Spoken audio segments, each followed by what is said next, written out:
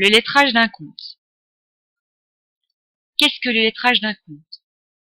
Lettrer un compte consiste à rapprocher des sommes débit avec des sommes crédit, c'est-à-dire une facture avec son règlement. Le lettrage des comptes concerne essentiellement les comptes de tiers de la classe 4, les comptes fournisseurs, les comptes clients. Voici un exemple de compte client lettré, le compte 411 MBL, Maison du Bon Linge. Le lettrage consiste donc, vous pouvez le remarquer, à inscrire dans la colonne L, L pour lettrage, une lettre qui rapproche un règlement. Donc ici, on peut constater que la somme de 1315,60 a été réglée par l'intermédiaire de deux chèques, un chèque le 25 janvier de 438,53 et un chèque le 25 mars de 877,07. Mais comment lettrer un compte? Prenons un cas concret. Nous allons procéder au lettrage du compte 401,010, fournisseur Martin. Donc il s'agit ici de mettre une lettre et de rapprocher un règlement avec sa facture. S'agissant d'un compte de fournisseur, nous pouvons constater que les factures s'inscrivent au crédit, que les avoirs s'inscrivent au débit et que les règlements des factures s'inscrivent au débit. Donc je vous conseille d'observer la colonne débit, c'est-à-dire les règlements, les chèques qui ont été effectués, et de chercher à les rapprocher de leur facture. Le premier chèque a été émis le 31 janvier pour la somme de 4104,60.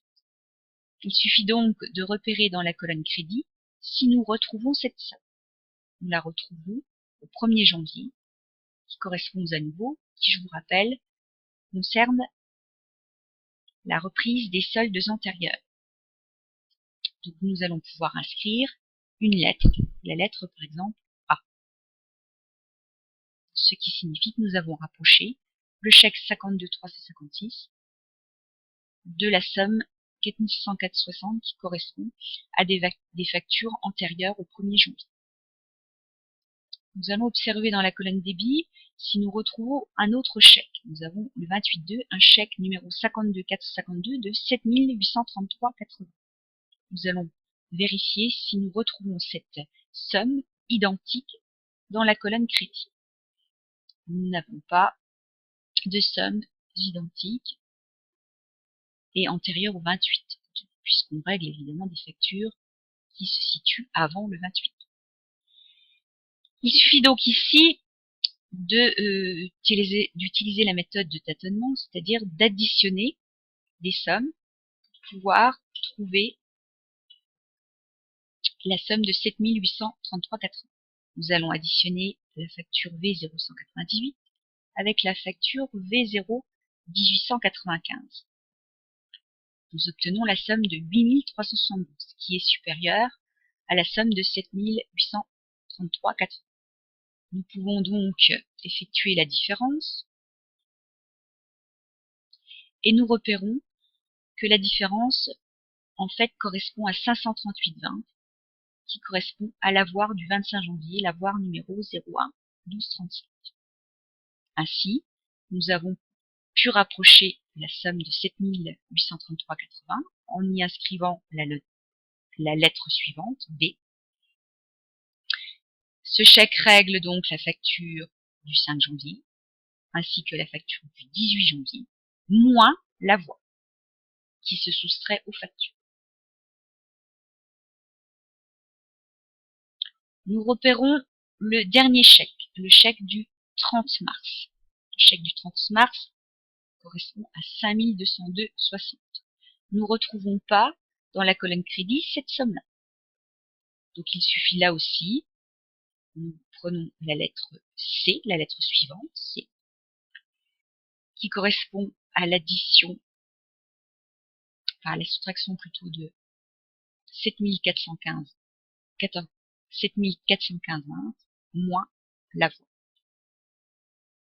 Nous contrôlons 7415,20 moins 2212,60. Nous obtenons bien la somme de 5202,60. Le lettrage de ce compte au 30 mars est terminé. Donc, quelle est l'utilité du lettrage? C'est qu'il permet de rapprocher les règlements avec les factures de devoir en soustrayant les factures d'avoir. Nous apprenons que l'entreprise doit encore la facture du 25 février de 10 764, la facture du 8 mars de 6 178, ainsi que les deux autres factures du 15 mars et 17 mars.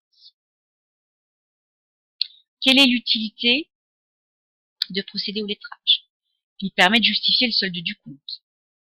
Les opérations qui sont non lettrées correspondent donc au solde du compte. Il peut faire éventuellement apparaître des dysfonctionnements relatifs au compte soit client-fournisseur, montant à payer, éventuellement des erreurs d'enregistrement. Il va permettre, pour effectuer une gestion efficace de la trésorerie, des relances pour les impayés, notamment clients.